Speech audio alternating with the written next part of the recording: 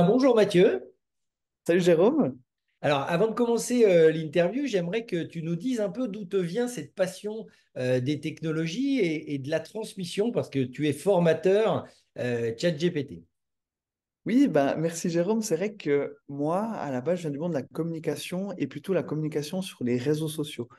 Et puis, ben, pourquoi réseaux sociaux? Parce qu'il y a de ça 15 ans, pendant mes études, j'ai entendu parler d'un petit outil qui venait de la Silicon Valley. Et quand il est arrivé, je me suis dit, ça va tout changer sur la manière de communiquer. Et cet outil, je sais pas si tu en as entendu parler, ça s'appelle Facebook. Et c'est vrai qu'à l'époque, c'était la révolution. Maintenant, d'ailleurs, pour la petite histoire, j'en parle des fois à des étudiants au niveau bachelor de Facebook. Puis pour eux, c'est vraiment pour les boomers. Enfin voilà, c'est vraiment le réseau social de Ouais. vieux. Mais à l'époque, c'était la révolution. Et en fait, à partir de là, je me suis dit, j'étais en études dans la communication, ben, je vais vraiment m'orienter à 100% là-dedans. Donc, je vais me former. Je suis même parti aux États-Unis pendant une année pour me former dans le cadre de mes études. Et puis, ce qui à l'époque n'était pas un métier, donc c'était community manager ou bien responsable réseaux sociaux, c'est devenu un métier, c'est devenu mon métier pendant ces 15 dernières années où j'étais, d'ailleurs peut-être ça s'entend à mon accent, mais en Suisse euh, pendant bah voilà, l'équivalent de France Télévisions, ça s'appelle la Radio-Télévision Suisse. Ensuite, un Ouais. journal qui s'appelle le journal Le Matin, qui est l'équivalent du journal du dimanche. Donc, à chaque fois, en fait, pour tout ce qui était communication, réseaux sociaux. Et puis, je ne pensais pas revivre une révolution comme celle d'arrivée des réseaux sociaux jusqu'à novembre 2022, où j'ai eu exactement le même sentiment que 15 ans plus tôt avec l'arrivée cette fois-ci de ChatGPT, un autre outil de la Silicon Valley. Et là, je me suis dit, ça va changer la manière de communiquer, mais en fait, plus loin que ça va changer la manière de travailler. Et en fait, assez tôt, j'ai testé l'outil. Pour la petite histoire, je lui ai demandé de me faire une stratégie réseaux sociaux. Et j'étais impressionné parce qu'il me l'a sorti directement. Je me suis dit, bah, en fait, je vais perdre mon job parce qu'il le fait très bien.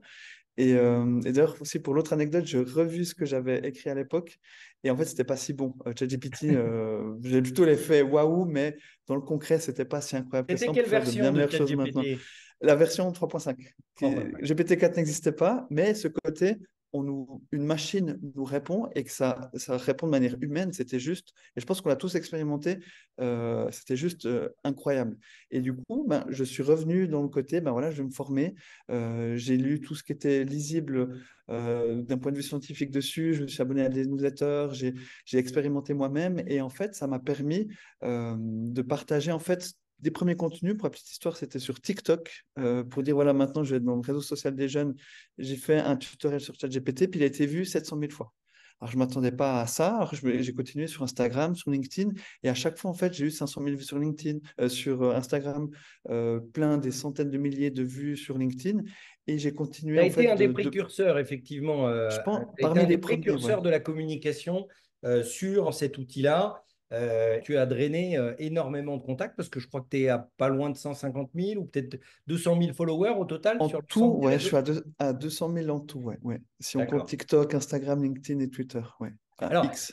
tu parlais de l'IA comme une révolution, comme Facebook à l'époque a été une révolution.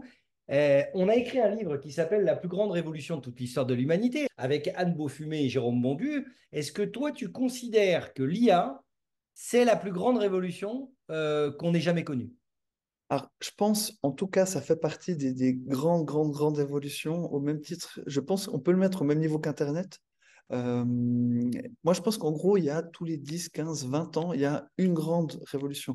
On a eu Internet. Après, pour moi, ben, on peut mettre Google aussi avec le moteur de recherche. Ensuite, on a eu les réseaux sociaux. Et maintenant, on a l'intelligence artificielle. Et le Et je smartphone, on va pense... rajouter le Et le smartphone smartphone, pour faire ouais, plaisir l'iPhone. à Apple. D'ailleurs, oui, et d'ailleurs, pour la petite histoire, le PDG de Nvidia, Jensen Huang, disait que pour lui, ChatGPT, c'est le moment iPhone de l'intelligence artificielle. Et je trouve très juste, parce qu'en Mm. fait, on parle d'intelligence artificielle, mais en fait, ça existe depuis, c'était le premier, c'est Alan Turing qui l'a évoqué, c'était en Ouais. 1950. Et je pense qu'aussi, on parle, voilà, bah, évidemment, dans cette dernière année 2023, on va parler que de ça, mais en fait, ça existait bien avant. Puis on discutait en préambule, c'est l'IA, en fait, elle était partout, même d'un point de vue algorithmique et autres, ben, dans les smartphones, justement, avec Siri, enfin, c'est de l'IA. C'est ce côté, essayer de comprendre du contexte et puis d'amener une réponse. Et ça, en fait, ça fait très longtemps que ça existe, mais c'est vrai que depuis une année, on a enfin pu expérimenter. Il y a ce côté du secteur tertiaire dans le domaine des services où ben, il y a cette côté révolution du travail. Et je pense une des plus grandes révolutions de l'histoire de l'humanité d'un point de vue travail, je pense qu'on est en train de la vivre au même titre qu'Internet à l'époque, et même la machine à écrire. Enfin, je pense qu'on est à ce niveau-là, en tout cas, de révolution. D'accord. Et qu'est-ce qui distingue, quels sont les éléments clés qui distinguent l'IA des technos précédentes? Disons, alors c'est vrai qu'on parle d'intelligence artificielle, il y a le côté aussi, il y a plusieurs couches en fait. Sans rentrer dans le détail, vous avez peut-être, enfin les gens ont peut-être entendu parler du machine learning, à un moment c'était à la mode, et là maintenant on est le côté IA générative. Et en fait, dans ce côté IA générative, ce qui distingue du reste des autres informations, c'est que c'est vraiment, on a cette possibilité d'avoir une intelligence qui peut-être pas qui résonne, mais qui interprète de manière vraiment très, très puissante, en fait. Et on n'était pas à ce niveau-là d'interprétation. Donc, interprétation de nos questions, interprétation d'un contexte pour amener une réponse. Et en fait, ça, c'est vraiment ce qui change tout, c'est qu'on a enfin une intelligence artificielle qui permet de raisonner dans le sens qui permet d'interpréter et nous apporter une réponse concrète et dans un domaine, dans des domaines qui sont juste faramineux. Avant, c'était très spécifique. Maintenant, on a une IA avec ChatGPT, avec les autres, hein, avec Bard, qui peut comprendre le contexte et nous amener une réponse spécifique dans un nombre de domaines qui est juste faramineux. Alors, on va rappeler quand même que l'IA, en tout cas aujourd'hui, n'a pas de sens. Elle ne comprend pas ce qu'elle produit. Par contre, c'est Exactement. tellement bluffant qu'en fait, les gens se projettent dans une conversation avec quelqu'un qui est intelligent, avec une vraie personne. On, C'est on ça, a c'est qu'il y a des dépassé fois ce le test de côté. Turing, là. Par certains aspects, oui, et puis il y a ce côté anthropomorphisme. Hein, en fait, on parle des fois d'intelligence artificielle, c'est plutôt d'intuition artificielle, c'est qu'elle arrive vraiment à interpréter puis avoir un modèle de conversation qu'on peut avoir. Et c'est vrai que c'est des fois bluffant, et des fois on se trouve, hein, des fois dans les formations que je donne, puis tu l'expérimentes aussi, il y a des gens qui disent, ah, bah, des fois je discute pendant des soirées entières avec ChatGPT ou autre, parce qu'il y a un côté répondant et aussi un côté mémoire de la conversation euh, qui est juste assez bluffant, quoi.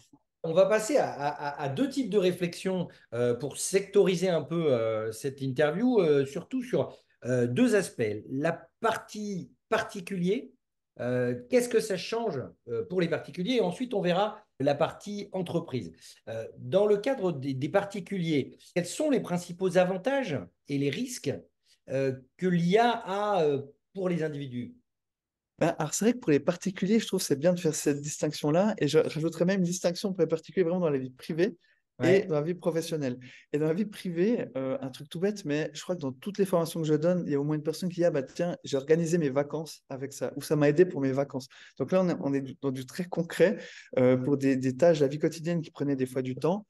Ben, on peut la déléguer à l'intelligence artificielle. Un autre cas qui est peut-être moins connu, mais qui marche très bien, c'est qu'on peut lui donner, lui faire une photo, par exemple, de son frigo, et puis il va nous faire un menu directement avec ça. On peut Alors avoir le ça, c'est côté coach. bluffant. Euh, Ouais, la vision, à partir d'une photo, ouais, définir effectivement plein de choses. Ça peut être une stratégie, ça peut être une recette, ça peut être une compréhension d'un schéma, etc. C'est vraiment impressionnant, effectivement, juste à ouais. partir d'une photo sans contexte.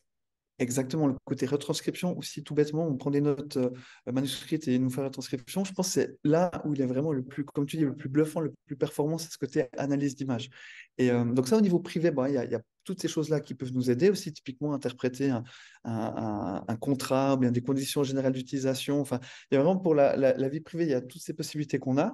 Et dans le monde professionnel, on a aussi pour des tâches très spécifiques qui sont chronophages, les fameuses tâches NICE dont tu as la parentalité, et que je peux le dire officiellement aussi, mais je trouve qu'il est intéressant ce côté, ben, finalement, de trouver des tâches qui sont donc non essentielles et puis chronophages. Et en fait, pour ça, il y a plein de ces tâches au niveau professionnel, à titre individuel, hein, qu'on peut déléguer à ChatGPT. Un truc tout bête, mais je ne sais pas, on a un document un peu long qu'on veut résumer, ben, ça, il va être très bon pour ça. Générer des idées, on doit, ben, par exemple, pour commencer un document, ou bien commencer un mail, ou bien n'importe quoi, ou bien on a un projet, on a deux, trois idées, on lui demande de nous aider, ben, ça, c'est parfait pour ça. Même traduction, enfin, il y a plein de petites tâches au quotidien professionnel qu'on peut lui déléguer très facilement. Puis après, il y a des tâches un peu plus avancées où il y a des techniques ben, justement qu'on peut apprendre pour justement, par exemple, voir la tonalité, pour lui donner un rôle, enfin, toutes ces choses-là qui permettent d'aller un peu plus loin. Mais ça, au niveau professionnel, individuel, c'est vraiment, ça change beaucoup de choses. Et il y a plein de gens, enfin, au travail qui commencent à l'utiliser. D'ailleurs, c'est intéressant, tout le monde n'en parle pas à son patron, Donc, aussi d'un point de vue Alors, patron, ben, des fois, c'est compliqué, mais et c'est un peu une transition pour le monde professionnel. C'est ouais. vrai que si c'est pas clair, ben, les gens font à titre individuel, mais en parlent à pas grand monde parce qu'ils savent pas trop, c'est pas clair. Et après, c'est là où ben, le côté entreprise, d'avoir une vraie vision, je pense que c'est important. Et aussi de pouvoir en parler avec la collaborateur. Et puis, je pense que c'est, ben, voilà, la notion entreprise, ben, il y a un vrai impact dessus, quoi. Alors, on va rappeler que tu as écrit le livre qui marche très très bien, qui Ouais. s'appelle ChatGPT en entreprise, hein, qui est leader en Suisse, je crois, même sur Amazon sur le sujet, hein. Oui, oui, il a été numéro un Donc, sur Amazon bon, pendant longtemps. Il est à bravo la pour Fnac ça. aussi, merci. Et effectivement, livre que je vous conseille tous parce que c'est extrêmement didactique. Donc, même si l'IA va évoluer très rapidement et a déjà évolué entre-temps, c'est extrêmement important parce que ça replace les bases. Il faut vraiment pas louper le démarrage pour bien comprendre comment on prompte, pourquoi, comment, le contexte, etc. Donc, je recommande vraiment ce livre. Effectivement, tu as dit deux choses extrêmement intéressantes. C'est que l'IA va s'imposer de toute façon dans les entreprises pour deux raisons. C'est que soit les directions vont imposer l'IA dans l'entreprise, et peut-être tu pourras en parler parce que tu vois et tu expérimentes dans tes formations ce que c'est et ce que ça a comme impact. Et de la même manière, on a des gens qui utilisent l'IA tous les jours chez eux au départ en termes privés et qui vont utiliser ou qui utilisent déjà l'IA en entreprise alors que parfois c'est interdit. Donc, est-ce que tu peux nous en parler de ça? Bien sûr, oui, mais ce côté, ben, que ça vienne du top-down, donc bien bottom-up, je pense que c'est la clé de tout. Et comme tu dis très bien, en fait, de toute façon, c'est une question maintenant pour toutes les entreprises qu'elles doivent se poser, simplement se poser. Après, les solutions, chacune va les adapter différemment. Mais comme tu le dis très bien, c'est même si on dit, OK, nous, on ne fait pas du tout l'IA, on interdit partout, c'est certain que les employés un peu vont faire par la marge, en fait. Et en fait, on perd ce côté, c'est un peu comme la prohibition, en fait, quand, Il y en a à beaucoup qui l'époque. mentent. Il y en a beaucoup Mais qui oui, mentent. et il y en a beaucoup qui vont mentir, qui vont pas utiliser. Puis là, je pense que c'est le vrai enjeu. Puis l'enjeu qu'il y a, c'est par rapport à la protection des données aussi. Et c'est un vrai enjeu Ouais. d'entreprise, hein. C'est pour ça que, il y a des réticences et c'est normal. Des solutions commencent à apparaître aussi de la part de ChatGPT d'un côté, Microsoft de l'autre, et puis d'autres solutions. Mais il y a ce côté, ben voilà, il faut traiter l'IA. Il faut dire, ben voilà, nous, on va utiliser pour tel ou tel domaine, on va accompagner les employés pour ça. Et ça, je le vois aussi dans pas mal d'entreprises que j'accompagne. Il y a ce côté, ben voilà, les directions doivent essayer de comprendre un peu ce qu'elles peuvent avoir avec ça. Et à partir de là, elles forment les employés, puis elles mettent en place des processus, des use cases, en fait. Dire, OK, ben là, on peut le faire dans ce cadre-là, mais il faut accompagner. Et accompagner les employés, c'est les former, c'est faire aussi mettre en place une charte, potentiellement une charte IA d'utilisation, de dire, ben voilà, il faut faire attention si c'est par exemple des données de clients, il ne faut pas que les noms apparaissent, il faut anonymiser. Euh, il faut dire, voilà, ces documents très sensibles, des secrets professionnels, est-ce qu'on le met dedans ou pas, ou est-ce qu'on met certains éléments, mais pas que ça soit reconnaissable. Il y a tout cet aspect-là, et aussi l'aspect stratégie, parce que des études le montrent, on peut obtenir en moyenne jusqu'à 40% de productivité supplémentaire à titre personnel, mais du coup au niveau d'entreprise. Donc ce gain de productivité, si une entreprise nous dit, bah non, nous on ne le fait pas, on ne traite pas du tout ça, ben, en fait, potentiellement, la concurrence, elle va le faire. Et ben, on se retrouve, ben, il y en a un qui, qui était dopé, ou je sais pas comment dire, ou qui a un petit moteur supplémentaire qui va plus vite, 40% plus vite, ben, à Ouais. terme, ça peut être problématique pour l'entreprise. Donc, le but, c'est pas non plus de terrifier les Ouais. gens autour de ça, mais on le voit. Et c'est vrai que toutes les entreprises qu'on accompagne, on voit ben, qu'elles commencent à mettre en place dans le processus, et puis il y a ce gain qui arrive, puis il y a des employés ou des départements entiers ben, qui vont simplement plus vite. Par contre, voilà, c'est pas toujours facile à mettre en place, il faut être Alors, j'ai envie de te accompagné, dire, mais Mathieu, il y a une problématique aussi qui se pose, c'est qu'on peut le réfléchir de deux manières. Soit c'est un désavantage concurrentiel si on n'utilise ouais. pas l'IA, Mhm. mais c'est aussi une problématique qui va se poser pour les ressources humaines, où à un moment donné, on va se dire, bon, le patron, il va se dire, bah, moi j'économise 40% de mon temps, je vais économiser 40% de personnel. Ouais, c'est une très bonne question. Puis je me la suis posée aussi en me disant, mais finalement, est-ce que du coup, des gens vont être licenciés à cause de ça? Ce que je vois en tout cas en l'état, c'est que tous ces outils-là sont très bons, on l'a dit, pour des tâches identifiées. Et donc déjà, identifier tâche, c'est une chose, et puis le faire. Mais par contre, de se dire, ah, ben, maintenant, je vais remplacer un employé en entier, enfin, on va dire la totalité du cahier des charges d'un employé par l'IA, je pense que c'est faire fausse route à plusieurs égards. Parce que déjà, il y a un côté, on a vu le risque, déjà qui n'est pas, enfin, c'est pas infaillible non plus, hein. Il peut y avoir des hallucinations, voilà, il peut y avoir des erreurs qui sont possibles. Donc, il faut qu'il y ait des gens qui valident ça. Et tout ce qui est rédaction et autres, il va être très bon, mais il va manquer une touche humaine, en fait. Et de se dire, ah, tiens, bah, maintenant, je peux avoir remplacé mon responsable marketing ou RH ou vente ou dans la production, tout ça par une IA. Je pense que bah, du coup, on va plutôt vers des erreurs potentielles, alors que si on dit, OK, non, on a nos employés, mais ils peuvent avoir une productivité supplémentaire parce qu'ils ont pu déléguer plein de tâches qui leur prenaient du temps et ce genre de choses, ben là, c'est bien. Mais du coup, la question de se poser, c'est, ben, vu que les gens ont plus de temps potentiellement, mais qu'est-ce qu'on fait? Donc là, du coup, on redéfinit ce que c'est le métier de ce qu'on fait, ce qu'on peut ajouter alors, à titre personnel, mais même en tant qu'entreprise, se dire, OK, ces gens ben, sont 40% plus productifs, ils peuvent faire plus de choses, ben, qu'est-ce qu'on va leur demander, puis comment on peut faire plus avec eux, en fait. Et par contre, de dire, non, ben, du coup, on en licencie une partie, je pense que c'est faire fausse route. Évidemment, après, il y a des métiers qui sont Alors, c'est ce qu'a ultra fait Google. Alors, on standardisés. rappelle que Google Ouais, a licencié 30 000 personnes, hein, c'est et ça. Et, qu'on entend de plus en plus de sociétés, notamment pour oui, les traductions, notamment pour les exactement. résumés, le copywriting, qui sont très, très, très impactés, Oui, effectivement, où il y a beaucoup de licenciements. Alors, ce n'est pas le droit français, euh, oui, déjà. mais, euh, mais Bah, effectivement, il y a un cas en France, je ne sais plus le nom de la boîte, mais c'était une boîte qui faisait, enfin qui fait toujours, mais des revues de presse. Donc en gros, bah, qui va ouais. scanner bah, tout ce qui est écrit dans la presse et qui va faire des revues de presse personnalisées. Alors c'est vrai que pour ces métiers-là, je comprends. Et là, peut-être pour cela, il peut y avoir des pertes d'emploi. C'est parce que c'est des choses où l'IA va être très très forte de comprendre un contexte, de résumer et puis de sortir les points clés, ça, c'est l'IA le fait très bien. Donc là, je peux comprendre une personne dont le métier c'était uniquement ça. Là, oui, mais pour beaucoup de choses, mais même les métiers administratifs au sens large, ça soit secrétariat, parce qu'ils sont impactés. Et je le vois très concrètement. C'est là pour on voit le côté humain, parce que de bien comprendre ce qu'il faut faire et tout, le contexte et autres, une IA n'arrivera pas à le faire. Par contre, cette secrétaire, elle peut, ou ce secrétaire, il peut déléguer plein de petites tâches. Et Alors, typiquement, ma traduction, à fond, ouais. Et ça, on peut le déléguer. tu le mets dans ton livre, et c'est extrêmement intéressant là-dessus, et même je le vois dans les formations ou dans les contenus que tu as publiés sur les réseaux sociaux. C'est des exemples concrets. Tu as parlé de cas d'usage tout à l'heure. Oui, oui. Est-ce que tu peux nous citer un maximum, comme ça, rapidement, de cas d'usage que tu as en tête, que permet effectivement l'IA générative? Bah, il y en a un que je ressors dans toutes les formations parce qu'on me le demande à chaque fois et je pense que c'est le plus évident, c'est typiquement la prise de notes de PV de séance. Ça, Ouais, alors, où ouais. je trouve intéressant, c'est tout bête, mais c'est que en fait, ça touche à plein de points autour de l'IA, donc je ne vais pas rentrer dans tous les détails, mais on a parlé du côté protection des données, par exemple. Donc, typiquement, si ce qui est dit dans une séance ou autre, ben, c'est potentiellement problématique, ben, il y a un côté il faut que ça soit sur des serveurs ben, en France, en Europe, en Suisse ou autre, il y a ce côté-là.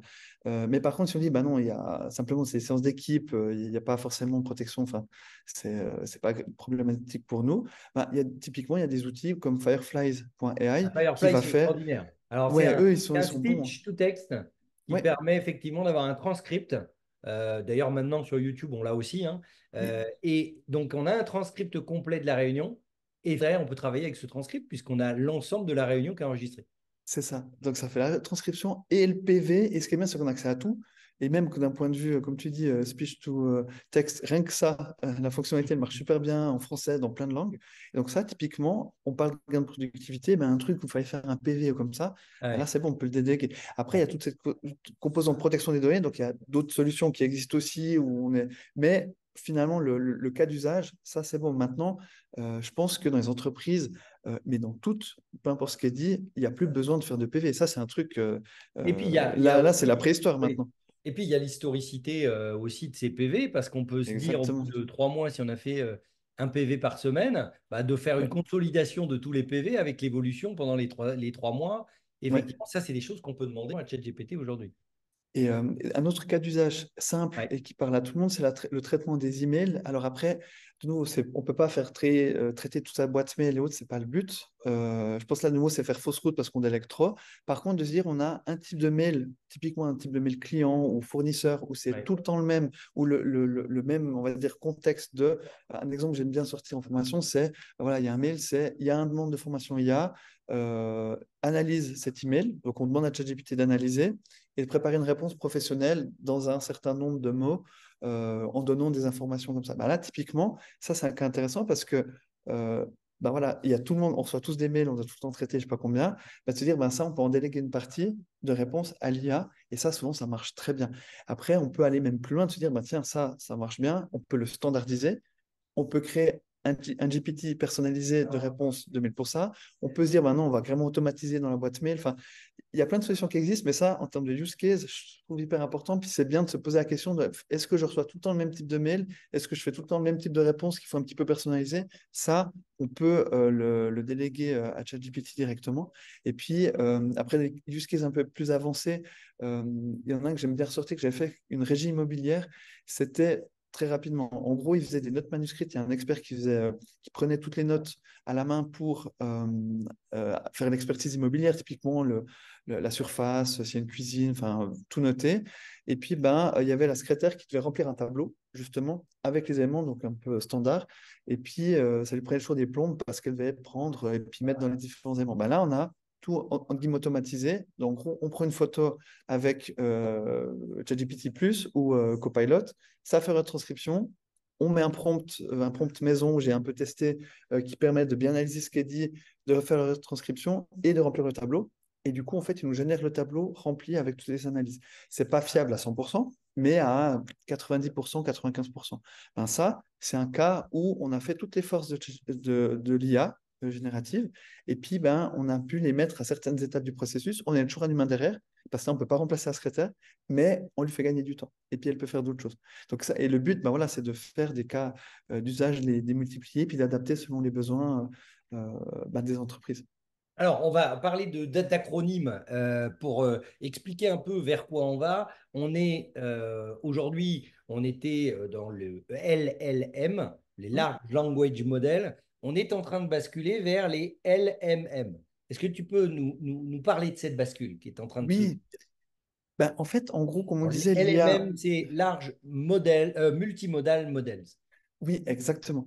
Ben, en gros, comme on disait, ben, l'IA, en fait, l'intelligence artificielle, ben, en fait, c'est comme un oignon. Il y a plusieurs couches. Et puis, en fait, on va à chaque fois plus loin au niveau des couches. Et puis, ben, la couche LLM, c'est justement au niveau du langage. Concrètement, ChatGPT, et c'est là leur force, c'est un LLM qui permet, on a vu, d'interpréter une question pour amener la réponse la plus probable possible. Et ça, pour faire ça, ils se sont entraînés sur des milliards, sur 175 milliards de données. Et c'est là la nouveauté de ça, d'être beaucoup plus large dans l'interprétation et dans le type de réponse. Et puis maintenant, dans le côté multimodal, mais par contre, la difficulté de ça, c'est que c'était uniquement sur le langage.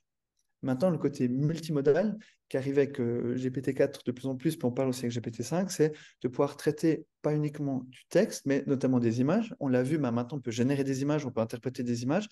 Aussi, une des étapes, et je suis certain que ça va arriver, même si ce n'est pas annoncé, c'est le côté de l'audio aussi. C'est qu'on pourra mettre un audio, il pourra faire une retranscription parce qu'ils ont un modèle qui est déjà sorti, mais qu'ils ont un peu mis de côté, mais c'est certain que ça arrivera prochainement. Donc il y a La ce côté vidéo aussi, on multimodal attend la vidéo et aussi. la vidéo, Ouais, exactement. Et la seule chose, la vidéo, c'est plus complexe, c'est que ça demande beaucoup plus de données. ouais. Ouais, c'est Donc je plus pense lourd, que les c'est ça. fichiers sont plus lourds. Ouais. C'est ça. Mais à terme, c'est certain. Comme on l'a vu, hein, et là je reviens côté réseaux sociaux. Au tout début, Twitter, on pouvait le Ouais, faire par SMS. c'est vrai. Donc c'était et d'où la limite de caractère, c'est qu'il n'y avait pas de la place pour plus, quoi. Et Facebook, c'était aussi que du texte. Après, ils ont rajouté l'image. Puis après, Instagram est venu parce que voilà, l'Internet permettait d'avoir cette capacité. Puis avec l'intelligence artificielle, ça arrivera. Il y a des outils hein, qui permettent de générer des vidéos qui sont aussi de plus en plus performants. Mais à terme, dans ce côté multimodal, je pense qu'il y aura une IA qui pourra tout faire. En tout cas, c'est l'ambition de ChatGPT, de dire, voilà, maintenant, vous pourrez tout générer chez nous, que ce soit audio, vidéo, texte, image. Et puis, Et puis donc les voilà, c'est un peu la fichiers. promesse, c'est ce qui viendra, je pense. Hmm. Oui, Et puis les fichiers, à l'analyse 100%. de fichiers aussi, c'est hallucinant. L'analyse de fichiers, exactement, que ce soit fichier Excel, fichier PDF, Ouais. avec aussi une fenêtre d'interprétation qui est de plus en plus large. Donc là, on ne le sait pas trop, mais du coup, je l'évoque, mais dans la version gratuite, on est limité à 3000 mots par discussion, par chat. Donc 3000 mots, c'est-à-dire que c'est la question qu'on pose, le prompt, la réponse qu'on obtient et les différentes, enfin, si on continue la discussion. Et donc typiquement, si on a un fichier qui est volumineux, ben, du coup, ça utilise pas mal aussi de ces mots-là. Donc ça, en fait, on était limité à 3000 mots pour la version gratuite.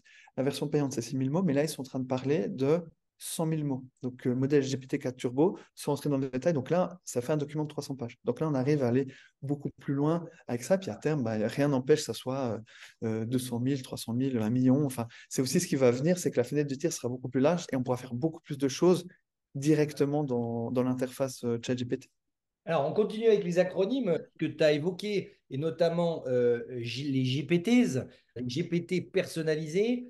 Et puis, on peut parler aussi de Team Oui, qui vient de sortir et qui, effectivement, ouvre des perspectives. Les deux sujets-là sont des nouveautés extrêmement récentes et qui ouvrent des perspectives énormes. Est-ce que tu peux nous décrire un peu ces deux éléments? bien sûr, c'est vrai que c'est les deux, parce que fonctionnalités, il y en a tout le temps. À un moment, il y en a presque chaque semaine qui arrive. Et On c'est là que n'arrive pas à suivre. ouais, c'est ça. Et d'ailleurs, dans les formations, bah, du coup, on met toujours à jour. Et du coup, bah, les Ouais. slides, à un moment, bah, le lendemain, ils doivent changer. Mais c'est ça aussi qui est intéressant. Mais c'est vrai que les GPTs, donc c'est vraiment ces chatbots personnalisés au sein de ChatGPT. C'est qu'en fait, on crée dans l'interface ChatGPT un chatbot, on va lui donner un prompt, donc vraiment une requête, en fait, on va le programmer pour répondre à une tâche en particulier ou interpréter, lui donner une personnalité aussi. Tu m'évoquais un que tu as créé récemment, c'est pour l'homme des cavernes, enfin, tu peux discuter avec un Cro-Magnon directement. Bah là, du coup, ce que tu as fait, ce qui a été fait, c'est paramétrer, te dire, ben voilà, donner un style de réponse, lui donner des informations, enfin, qui comprennent le contexte et autres. Et ça, c'est une grande révolution dans le sens où on peut maintenant, typiquement, si on reprend notre tâche de mail à traiter, ben, une fois qu'on a fait notre prompt et tout, on peut le mettre dans un GPT et dire, OK, ben maintenant, chaque nouveau mail, on n'a plus qu'à copier le mail et il nous fait la réponse directe. On n'a plus besoin de lui donner un contexte de machin parce que c'est déjà intégré dès le départ.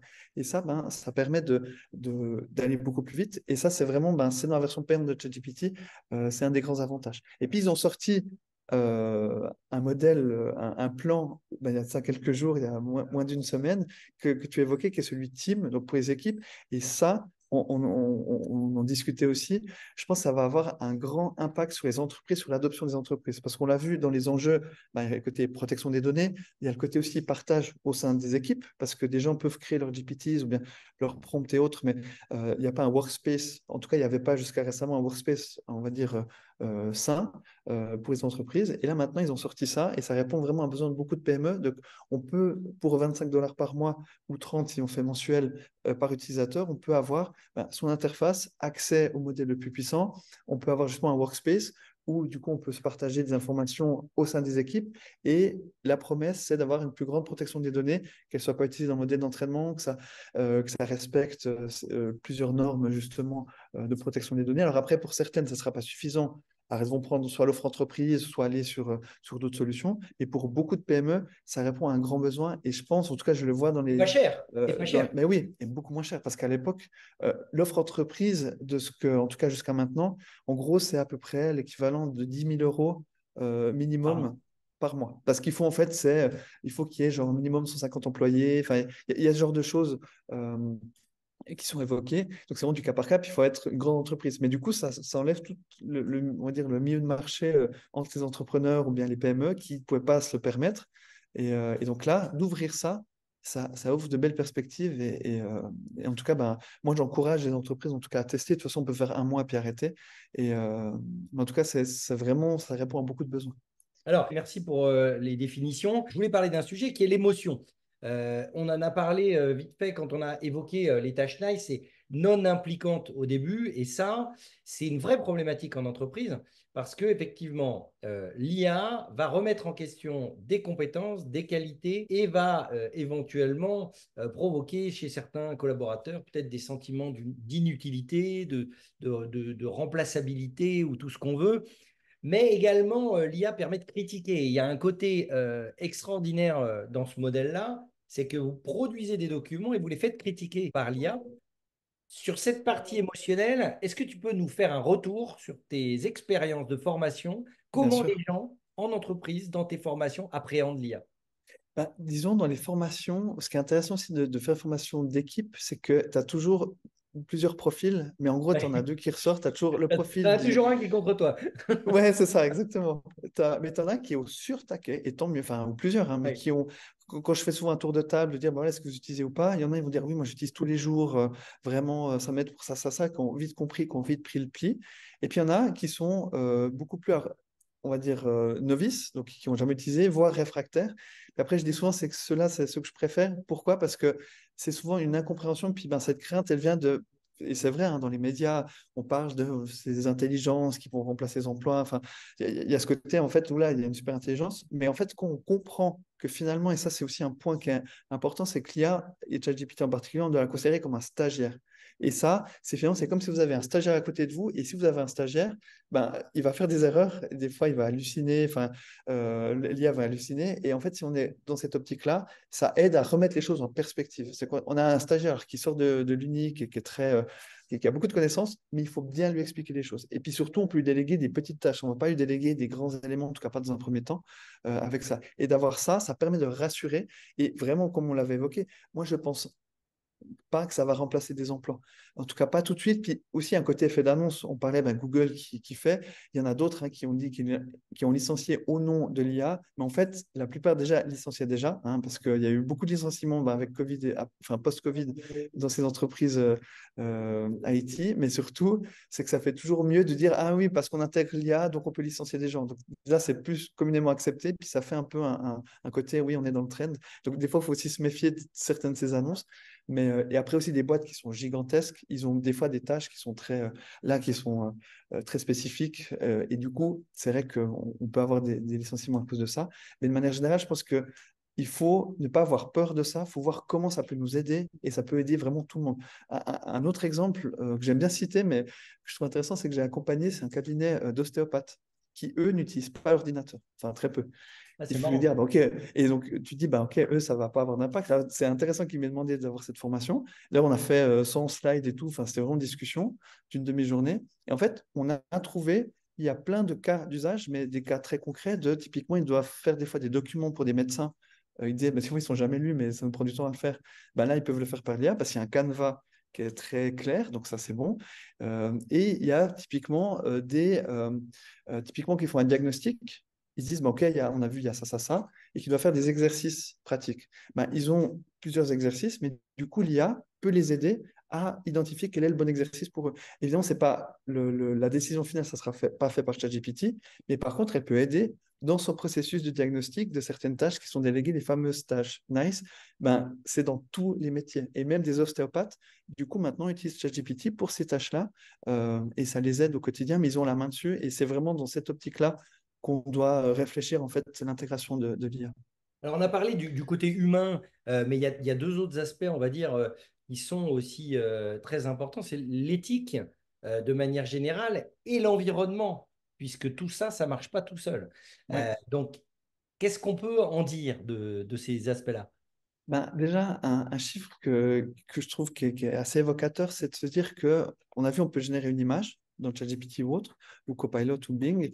Et en fait, générer une image par l'IA, ça correspond à une charge de smartphone ou d'iPhone. Donc, si vous rechargez toute la nuit, ben voilà, chaque image que vous faites, c'est l'équivalent d'une charge. Après, voilà, mais c'est important d'être conscient de ça. Puis évidemment, ça consomme beaucoup. Pourquoi? C'est d'une grande puissance de calcul. Et donc, il y a les serveurs et autres. Et on parlait aussi, voilà, quel était le modèle le plus puissant.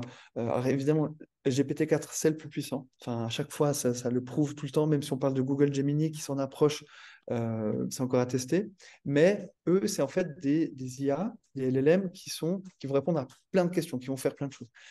Une des choses aussi pour gagner en efficacité énergétique, c'est d'avoir des IA qui sont beaucoup plus spécialisées. Donc, qui vont en fait avoir, on parlait de données de connaissances, bases de données qui sont beaucoup plus spécifiques. Et donc, du coup, qui aura moins besoin de puissance de calcul. Donc, ça va répondre à moins de choses, mais de manière plus efficace et plus efficiente d'un point de vue énergétique. Donc, ça, je pense qu'aussi, c'est une des tendances. On voit aussi avec toute la communauté open source, notamment Mistral AI qui est français et puis qui met à disposition certaines choses. Je pense un truc plus spécialisé sur une base de connaissances plus restreinte, c'est une des pistes. Et aussi, un truc tout bête, mais on va dire d'un point de vue efficacité personnelle, de se dire, si on est bien formé et qu'on sait exactement quoi demander à l'IA, on ne va pas faire 150 requêtes dans tous les sens à C'est ce ça niveau-là. On va aussi. savoir C'est ça ce dont aussi. on a besoin. Enfin, bon, là, Ouais. on extrapole un petit peu, mais il y a ce côté aussi de dire, OK, je vais utiliser quand j'en ai besoin pour ça. Et du coup, on va pas perdre 150 Optimiser les requêtes. process pour Exactement. donc gagner en impact environnemental. C'est ça. Effectivement, il y a aussi la question des minerais.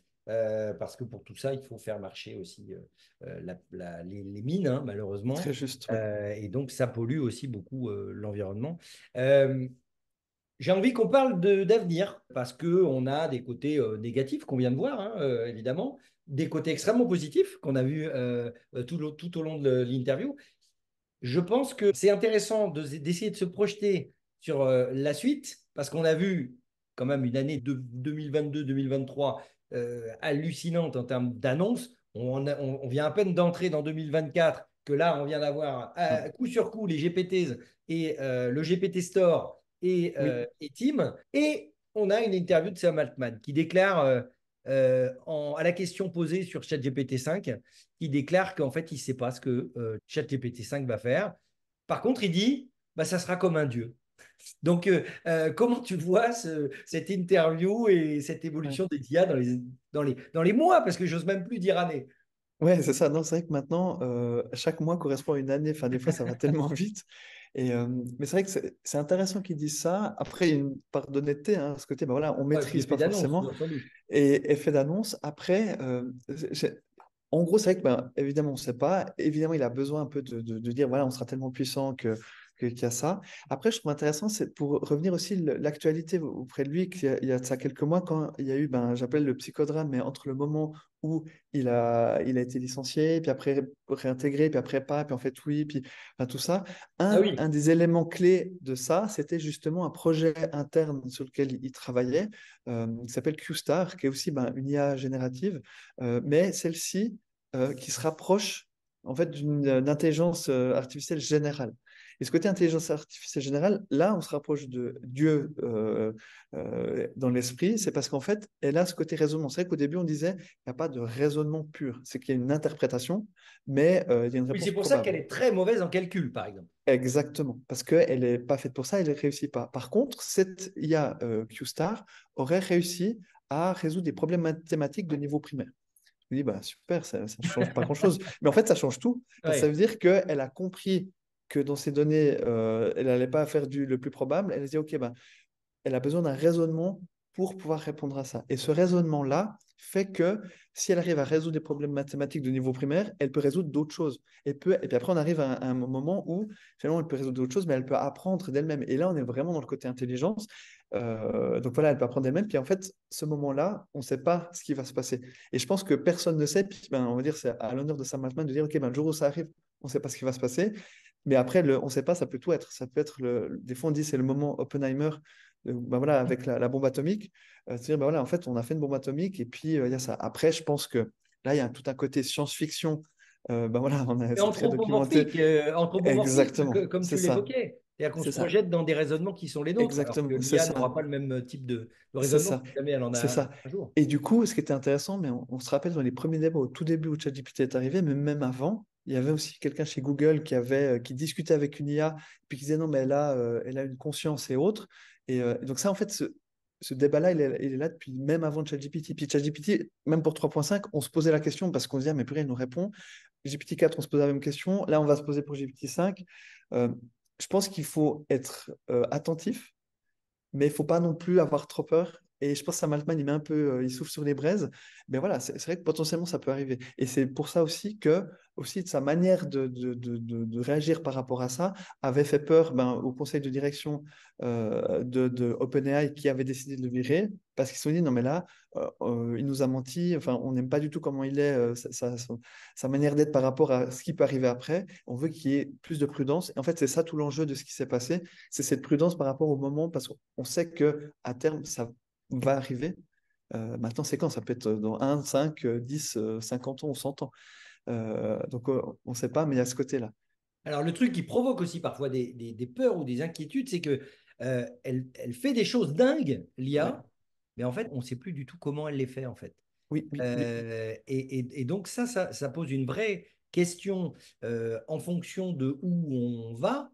Il y a une phrase de Paul Valéry qui est formidable qui dit l'homme, c'est assez souvent ce qu'il fait, mais jamais ce que fait ce qu'il fait. Ouais. Et donc, dans ce sens où la première étape, c'est un peu comme la bombe atomique, on sait à peu près où on va pour la première étape, mais les étapes successives, on ne les connaît pas. Alors, peut-être définir un petit peu quelles pourraient être ces étapes. Tu as parlé d'AGI, d'intelligence artificielle générale, qui équivaudrait à un peu une intelligence artificielle qui saurait tout faire, aussi Mhm. bien que l'homme, ou dépasserait, mais légèrement l'homme sur l'ensemble des questions. C'est quoi les autres termes dont on parle? Ouais, mais c'est vrai qu'on l'avait évoqué aussi avant de faire cette interview, mais ces côtés, bah, là, on est vraiment dans Isaac Asimov, en fait. On a enfin, Exactement. on s'en rapproche, et puis c'est le terme que qui vient de lui, hein, le côté singularité. Donc voilà, il y a le côté intelligence générale, enfin, équivalent à l'homme, en tout cas sur plein de choses. Puis après, il peut être le côté conscience, voire conscience d'elle-même. Et cette singularité, potentiellement, ça peut arriver. Et puis après, là, on revient dans les fondamentaux de ces questions-là, en fait. Et là, on va dans une question même philosophique, sociologique. Et je pense aussi, on parlait du côté éthique, mais Oui, c'est un des éléments parmi d'autres. ouais. Mais il y a ce côté-là aussi, de finalement, qu'est-ce qu'on en fait? Est-ce qu'il y a une conscience et ce genre de choses? Et je pense que c'est pour ça que, là, on parlait au niveau d'entreprise, mais au niveau global, c'est des questions à se poser et aussi une prudence à avoir. Et puis ça, c'est au niveau, ça peut être des gouvernements ou autres, des États, de se dire, voilà, comment on traite ça? L'Union européenne essaye de le faire, enfin, d'une certaine manière, enfin, on aime ou on n'aime pas, mais en tout cas, il y a cette volonté un peu de cadrer ça, puis de réfléchir autour de ça, puis d'être prêt au moment où ça arrive, en fait.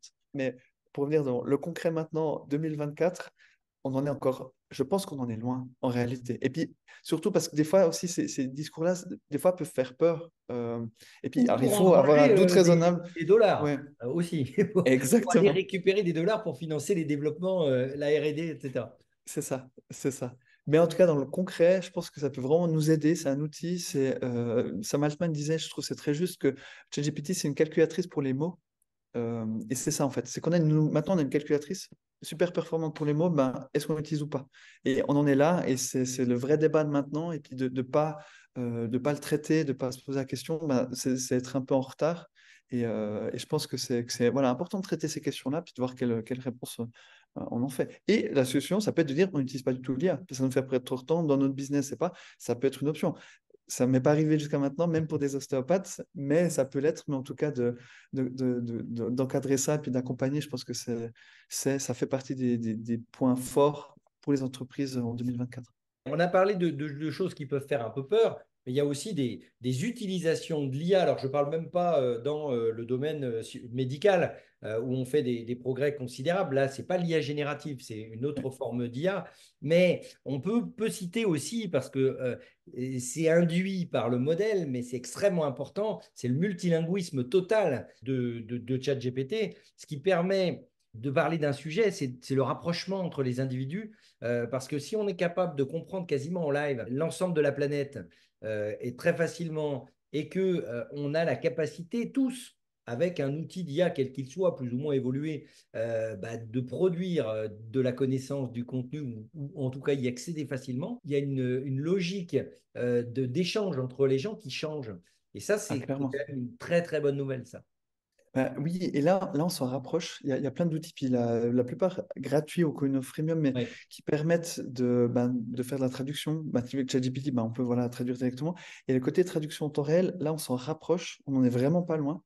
Parce qu'on voit qu'il y a des outils qui permettent, on upload une vidéo de soi-même, parlant une certaine langue, puis en direct, on peut, dans la vidéo, hein, donc on peut dire, maintenant, je vais parler telle langue ou telle langue. Donc, ça fait le timbre de voix. Donc, à terme, c'est vrai qu'on pourra, comme on a maintenant, on pourrait faire ça, mais on traduit en chinois en temps réel et c'est notre image chez nous, c'est notre terme de voix directement. Donc il y a un côté rapprochement qui est fort.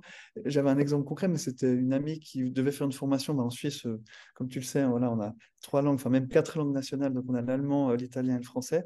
Et c'était pour une partie allemande.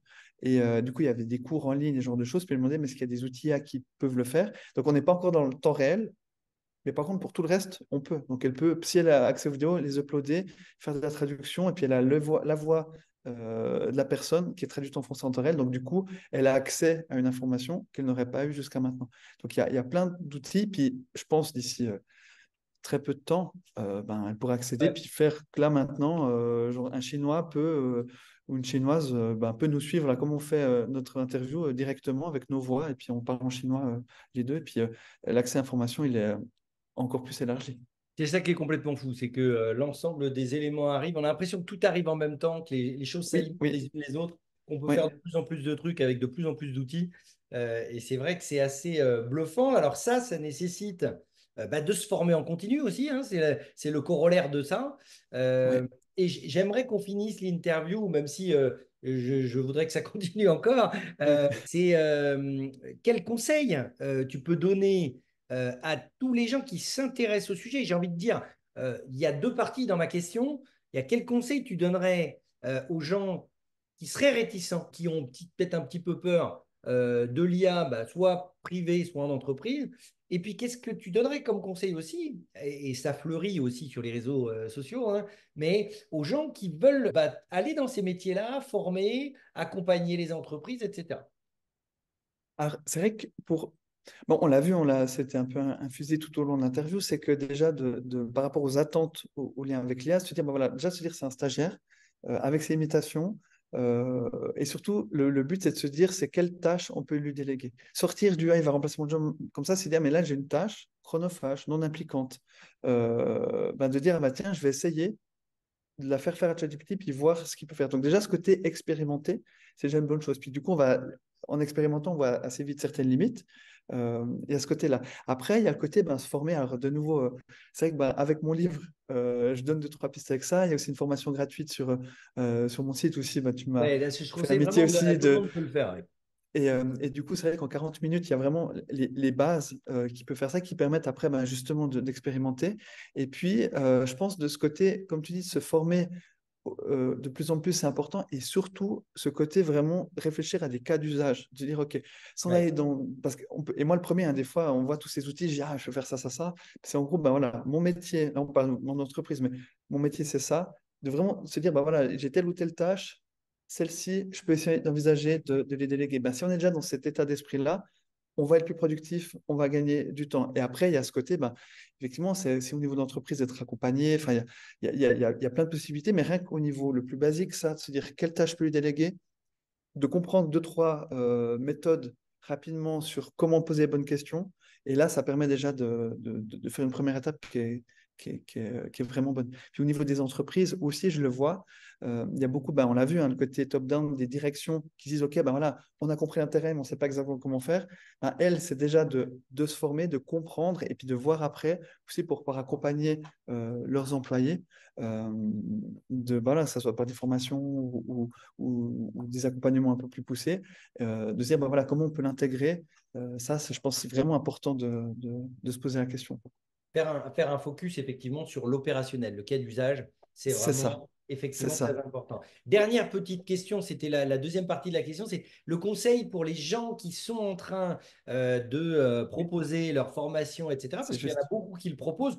Moi, je pense qu'effectivement, il n'y a pas de logique d'énorme concurrence, puisque finalement, il y aura tellement d'entreprises à former Oui, qu'on ne sera pas de trop. Par contre, toi, t'as vécu là depuis un an une vraie success story avec énormément de croissance de tes abonnés, de tes demandes depuis la Suisse particulièrement, mais partout en France, parce que tu as su utiliser des méthodes. Est-ce que tu peux nous parler juste de qu'est-ce qui s'est passé là depuis un an? Parce que c'est pas oui. venu comme ça du jour au lendemain. Ça a été beaucoup de travail aussi, je le sais.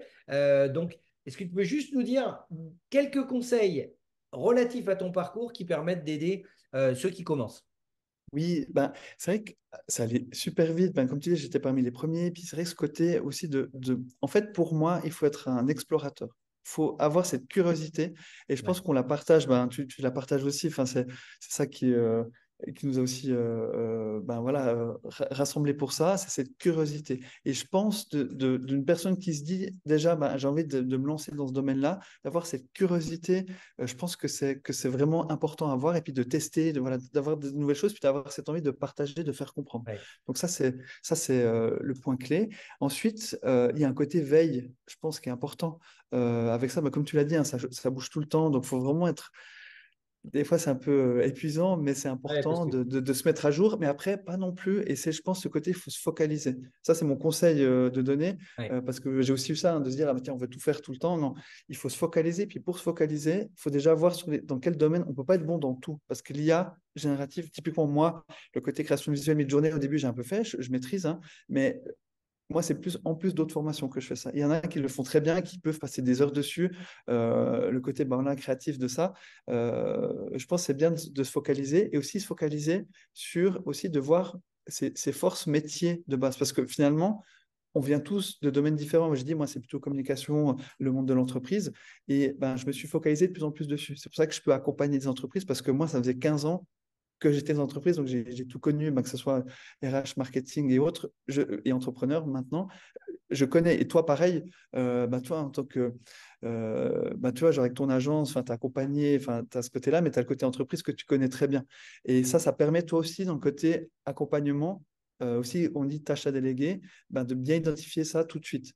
Et ben, pour chaque personne, chaque formateur, et je pense qu'il y a, typiquement, ben, j'ai un ami aussi, ben, Benjamin Alouche, pour ne pas le Ouais. citer, qui lui, ben, C'est très son très bon cœur de sur métier. les avocats, je crois. Exactement, Ouais, exactement. Bah, lui, parce qu'il est juriste à la base, il a une ouais, formation de juriste. Et du bien coup, sûr. pour tout ce qui est question juridique ou juriste, bah, il comprend beaucoup mieux, plus rapidement bah, que moi dans ce domaine-là, même si je peux Tu as accompagner pour mille fois certaines raison choses. sur la transversalité des C'est compétences, ça. que ce n'est pas uniquement un sujet tech, c'est un sujet aussi métier. C'est Euh, ça. Et du coup, on permet, puis, et je finirai là-dessus aussi avec les études, mais cette fameuse étude qui dit on est 40% plus productif, elle dit aussi on peut être plus productif si on connaît le métier à la base, en fait. mm. Pourquoi? Parce qu'on saura quelle tâche lui déléguer, on saura quelle aussi valider ou pas ce qui nous sort. Donc on a vraiment ce côté ben, accompagnement comme un stagiaire. Par contre, si on ne connaît pas du tout, typiquement, moi, si je vois les trucs juridiques, arrive à m'aider, mais je n'arriverai pas à dire lequel est qu'est-ce qui est juste, qu'est-ce qui est faux, enfin, de pouvoir un peu trier ça. Et ben, Benjamin, lui, pourra le faire tout de suite. Et donc, il y a ce côté-là. Puis je pense pour chacun, pour les formateurs, de se spécialiser, de se dire, ben voilà, mes domaines de compétences, c'est ça, je peux accompagner là-dessus. Et c'est là où on peut faire la différence. Et comme tu dis, le marché est énorme. Euh, et puis, ben, enfin voilà, chacun d'être dans lequel il est le plus à l'aise pour ça, quoi. Eh ben, on va retenir les conseils de transversalité des connaissances, de curiosité, de veille, de passion surtout, de C'est ça. transmettre et de Oui. partager ça. Merci Mathieu. Ben, merci à Très toi, vite. Jérôme. C'est passé super vite. À très vite. À très vite.